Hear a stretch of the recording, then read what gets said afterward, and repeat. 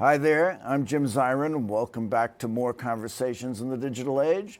Many have found themselves appalled in recent months by events at some of our leading campuses seeking to shut down what appears to be the perfectly reasonable exercise of academic freedom, whether it is university-issued placemats in the Harvard dining halls seeking to give students politically correct talking points as to how to speak to their families about controversial issues, or uncivil student attacks on faculty members at Yale who had expressed opposition to administration edicts on appropriate Halloween costumes, or students taking over the president's office at Princeton to demand that the name of Woodrow Wilson be removed from venerable university institutions because, in their view, our 28th president was a racist.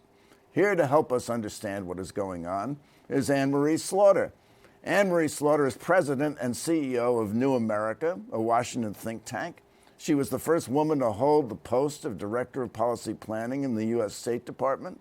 She was formerly the dean of Princeton's prestigious Woodrow Wilson School of Public and International Affairs, and she is the author of the best-selling and widely discussed book, Unfinished Business: Women, Men, Work, Family, about women's and men's wrenching conflicts as they make difficult work-life choices.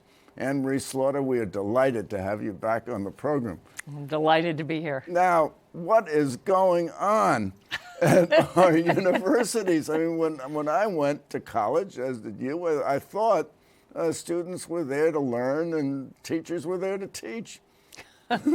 Well, so I think a lot of different things are going on. And I have to say, when I was there, we demonstrated against Princeton's investing in South Africa. So I did my time marching around in front of Nassau Hall holding a placard telling the university to divest. And of course, 10 years before I was there, or maybe closer to when you were there were all the protests about the Vietnam War. So protest on campus is not new. I think part of what's happening here is a sense on the part of minority students in what are venerable, old, white, largely male, traditionally institutions, that they're not being heard, that there are things in the way the university is named or is conducting its business that are offensive and that are and their voices are not being heard. And I'm all for their voices being heard. I guess the question is then what follows from that? So the way to be heard is to take over the president's office for a couple of days. Well, I want to get his attention. He did get his attention. He comes to work and he sees them. That's true. But although, to be fair, having been dean of the Woodrow Wilson School, there had been complaints for many years on the part of minority students that Woodrow Wilson was a racist, and he was. I mean, part of this debate has reminded people that he resegregated the federal government. He wasn't just a passive racist. He actually acted on his views. And that, yes, for a minority student to be in a school named for somebody who thought you were inferior to whites is a tension. I would say, as a woman, there are plenty of people whom Princeton buildings are named for who did not ever think women should be at Princeton. So I'm sympathetic to the need to be heard, and I understand the sort of need to really make a statement. I think the question is, how then do you respond? Well, let's talk about Wilson for a minute. I mean, Wilson had a special relationship to Princeton. I mean, they didn't name the Woodrow Wilson School after Wilson simply because he was someone who held political power. Yes. They named it after Wilson because he was, first place, a graduate of Princeton. He was the president of Princeton. He started the preceptorial system. He coined the term, which is the watchword of Princeton's faith, Princeton in the nation's service. So really, it was someone who merited recognition. I agree with you. I agree on all those points. Indeed, without Woodrow Wilson, Princeton could still be a gentleman's country club. I mean, he has a particular role at Princeton, and yes, Princeton in the nation's service is what many of us who went to Princeton are proudest of. He also conceived of the Woodrow Wilson School. He had a vision in around 1900 of a school of law and government that would be for undergraduates. So it isn't just being named for a president. That said, I would not change the name of the school. I do think that we could present a much more nuanced version of who Woodrow Wilson was. And I would use the example of Thomas Jefferson, because I grew up in Charlottesville. And when I used to go to Monticello, it was all about the great Jefferson who wrote the Declaration of Independence and founded the University of Virginia and just all the wonderful things. No one ever mentioned that he had slaves. No one ever mentioned that he fathered children with one of those slaves, nor that he did not free his slaves when he died, the man who wrote All Men Are Created Equal. But now when you go to Monticello, those stories are told, right? So you see the whole man, and you see a man who was a great man, but also a flawed man. And I think we could do much more of that at Princeton. So would you take down the mural of Princeton, the Woodrow Wilson Hall? It's a beautiful mural. It's where people dine, the way they took down the statue of Lenin in Moscow? No, I mean, so, I think there really is a question about how do you do this? You could imagine having a permanent exhibit in the atrium when you walk in about Woodrow Wilson as president or Woodrow Wilson and race, something that said very prominently, this man whose name graces this school, this is another part of his legacy. Now, we have come way beyond that, so that today we can debate it, so we can criticize it, we can condemn it, we can understand that, yes, he was a man of his times, but there were men of his times who were not as racist as he was, but something that makes clear that the university understands that and respects the feelings of those who he thought were inferior. Although I have to say, he also thought women were inferior. He finally did support the 19th Amendment, but under duress. It's hard really to imagine Wilson as a racist, although our attitudes toward race in this country have evolved over time. I mean, we had another Princeton graduate, James Madison, after whom a building is named at Princeton, who went to Princeton and had a distinguished career, who was one of the founding fathers and wrote the Constitution. Along with Hamilton and John Jay. And these founding fathers, many of them were slaveholders. Washington freed his slaves, but the others did not. And are we to take their names off all buildings at the institution, despite the fact that they really bring honor and luster to the institution because they were the founding fathers of our country? Yes, they were. And I would argue that the words they wrote have been the words that successive generations of citizens have been able to hold our government and our society to, so that all men are created equal really meant all white men of property. That's really the men that the founding fathers thought about. But over time, first men who didn't have property, then African American men, then women, then different classes, all citizens have been able to do that. I would not support taking the name off. I mean, there's some cases in which I would. I remember in Cambridge, Massachusetts, when my son was going to a local elementary school, it was named for Louis Agassiz, who was a pretty vicious racist, and that was renamed the Baldwin School, and that was fine because it was a school that belonged to the people now. Great institutions like our great universities, I think instead of taking away, we should add. It should be more. It should foster debate about how somebody could be very good in some ways and bad in others. That's also part of a liberal arts education, right? It's to teach people to take the simple and make it complex, right? To question, to challenge. And in that sense, I would say that I think a lot of these African American students have complicated what is sometimes too easy a picture. So if you were to rename the Woodrow Wilson School the Martin Luther King School of Public and International Affairs, I mean, that would be problematic too for many. First place, he didn't have that much to do with international affairs. And secondly, he had a complicated personal life. I mean, and would we be honoring his sins as well as his virtues? Well, I mean, again, we have holidays. I mean, there is no founding father that I can think of, maybe George Washington, but I probably don't know enough about it, who does not have a complicated life in some way. And many of our great presidents, many of our great figures, absolutely. And again, that's the point, that you don't just put them in sort of two dimensions, you see them as a whole.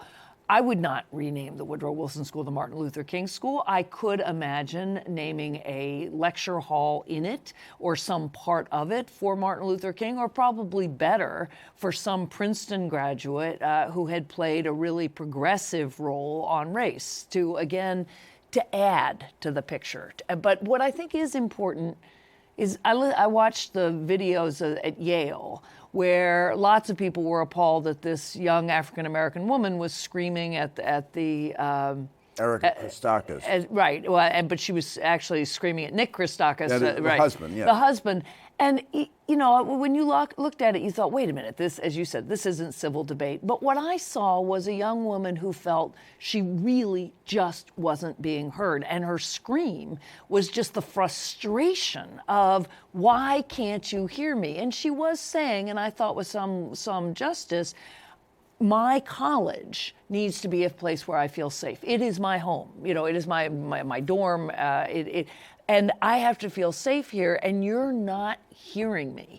And I think she was right that to simply respond with the classic, well, this is a haven for free speech, was not taking account of someone's lived experience that frankly, he'd never gone through. But don't we all feel unsafe to some degree in a free society? We read things in the paper every day. We hear things in the political campaign that are microaggressions that make us feel uneasy. Yes. At Harvard, students said, Harvard Law School, your alma mater, they said students shouldn't be taught the law of rape because it was disturbing and students felt unsafe. But who's going to administer the law of rape, execute the law, make the law, find nuance in the law, except lawyers? And how are they going to do it if they're not taught about the law of rape? Okay, so we'll shift ground to my other alma mater. I have many alma maters. These alma maters, you can tell us what's going on. So, with respect, I think that white men suffer many fewer microaggressions than others in the society. I would agree with you that there's some places all of us feel unsafe. But I do think the experience of an African American woman, or a woman generally, or an African American man, is materially different, right? And that until you have, and you can't really put yourself in their shoes. And I will just say, as a woman, I certainly have been on the other end of what I would regard as gross insensitivity when the man didn't realize he was being grossly insensitive. So I think we have to listen hard. And again, my response would be, yes, of course you have to teach the law of rape, but let's think really hard about how to do this, because I remember learning it, and I honestly pity the man who was teaching it. And, maybe you bring in a visiting professor at that point. Maybe maybe you really think this is something a woman's going to handle better. And because men can be raped too, but in general, we're thinking more about women. So I don't think the answer ever, or almost never, is to erase, to silence, to whitewash. I think this is a particular choice of words. But I do think we need to hear and think hard about being as inclusive as possible. And a university is also a community, right? The university does not abide by the First Amendment. Certainly Princeton doesn't. There is a norm of civility, and universities have speech codes where there are things you can say that you would be perfectly legal that are deemed really beyond the pale. So I think you want to foster free speech, but you want to foster respect and civility. That still means you ought to be able to say tough things, but you ought to understand the context in which they'll be received. Well, even the study of the evolution of those contexts, of those concepts, because certainly you were at Princeton, professors were able to refer to homosexuals in the 1960s in ways that far different from what would be acceptable now. Yes. So the ideas evolve themselves Right. as to what you can say and what's decent to say. Right. But at the same time, intellectually, you have to be able to understand the evolution. That's an academic pursuit in and of itself. Absolutely. Well, and think about, reading Huckleberry Finn. Yes. Right? One of the great works of American literature, but by today's standard. I mean, the N-word is all over the place. I mean, all sorts of things are there. You would never want to stop reading Huckleberry Finn, but our understanding of Huckleberry Finn has evolved over the centuries. So then, if you can read Huckleberry Finn for fun, why can't you on Halloween at Yale wear an Indian headdress? And why should the university be suggesting to students how they should appear on Halloween? I mean, can you dress as Snow White or as one of the seven dwarves? I mean, is that a diminishing? Right. I mean, short people. I mean, where is this going to end? I do think there. So here, I think it's perfectly legitimate when you're in a university to sensitize students to how other people will perceive them. So, I mean, I remember freshman, when I was a senior, I was a residential advisor. And I had a class of freshmen, and they showed up, and a young man from South Carolina immediately put a Confederate flag up over his bed, and one of his roommates was an African American from Richmond. And my first job was to say to this young man, you are not in South Carolina anymore. You are in a wider world. And in that wider world, what you just did will cause great pain to somebody else. Now, you can still choose to do that, but it's not that great a cost to you to take it down, and it's an enormous benefit to him to not have to look at a symbol of slavery every day in his own room. So the way I would have handled the Halloween would be, I think it's perfectly fine to say, be aware that this really can cause real offense to others. If you choose to do it knowing that, that's your choice. We're not going to tell you you can't, but honestly, there are a million costumes you can choose, and most of us would not knowingly give offense to others if we could avoid it, unless something bigger, some higher principle were at stake. But on the university campus, given that you don't have unfettered free speech, you don't even have unfettered free speech under the First Amendment. Well, no, but we go pretty far. We go pretty far. States. And so we have no laws against hate speech, for example. Right, exactly. But isn't it our national commitment that the answer to bad speech is better speech or different speech? Yes. And not to suppress it. So at Yale, they were seeking to suppress a form of speech.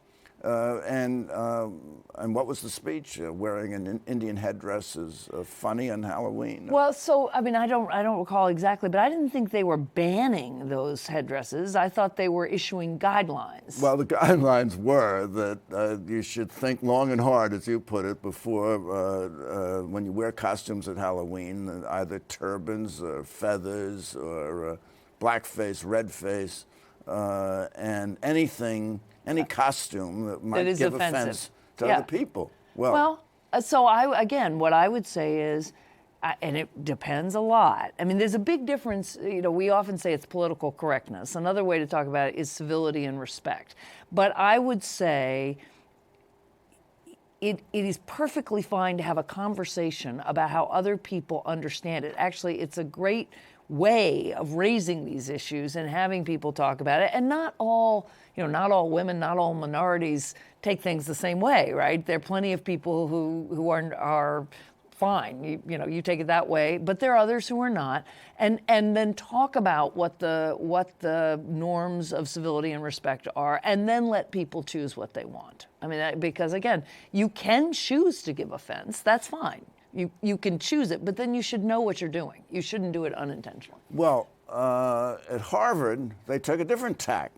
And the administration issued placemats in the freshman dining halls that had various topics, and they were kind of talking points for students to talk to their parents when they went home on vacation. So, you were a student, your father was a lawyer, you went home. Did you need coaching from the administration as to how you should talk to your father about issues like what's going on at Yale?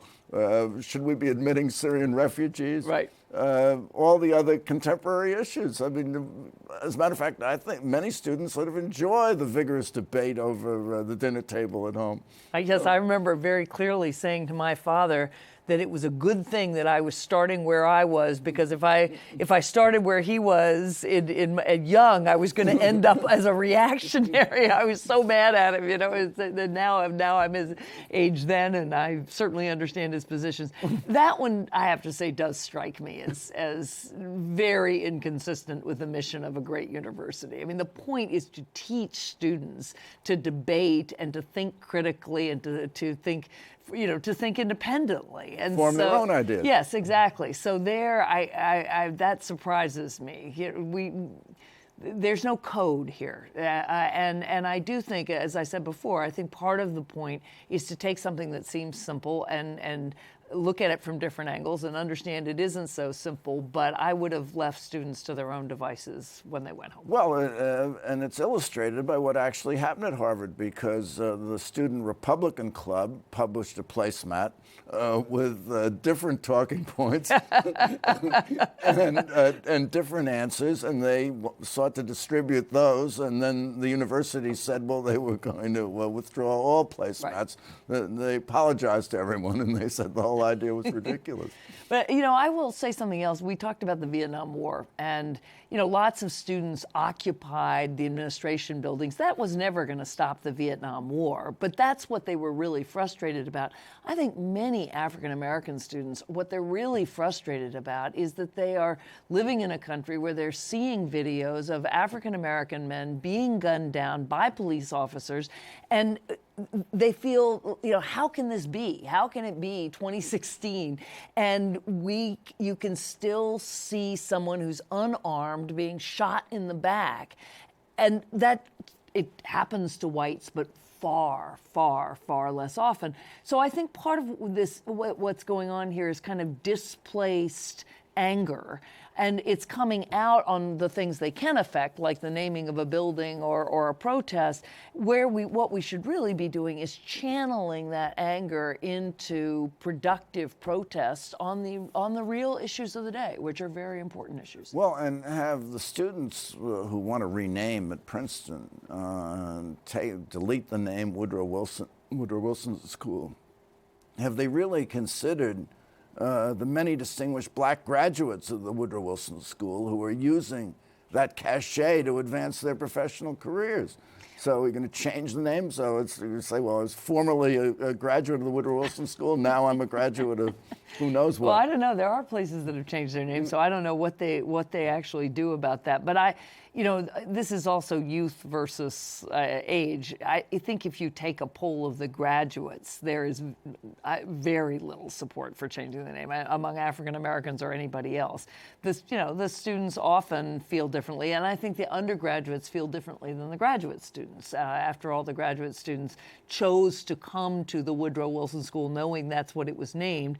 The undergraduates choose to come to Princeton, and they don't have the same attachment. These aren't necessarily Woodrow Wilson School majors who were making this argument. So was President Eisgruber wrong, in your view, to say he was going to consider the point and refer it to a commission of educators and trustees and academics?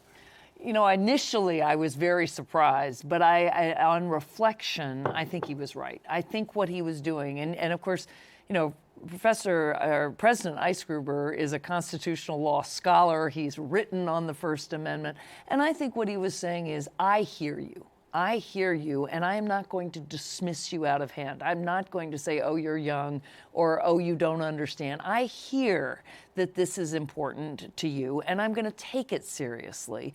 And so we're going to deliberate, which is, again, that's part of what we teach people to do. We're going to deliberate, we're going to have multiple perspectives, and we will make a considered decision. I think that was the right choice. So we're going to deliberate, and we've run out of time. And Anne Marie Slaughter, I have a question for you. What's that? You've been marvelous, and the question is, has political correctness run riot at our universities? And I would say no. You'd say no. I'd say no. Thank you so much for coming by. The lady said no. And thank you for coming by. Tune in next week for more Conversations in the Digital Age. I'm Jim Zirin. All the best and take care.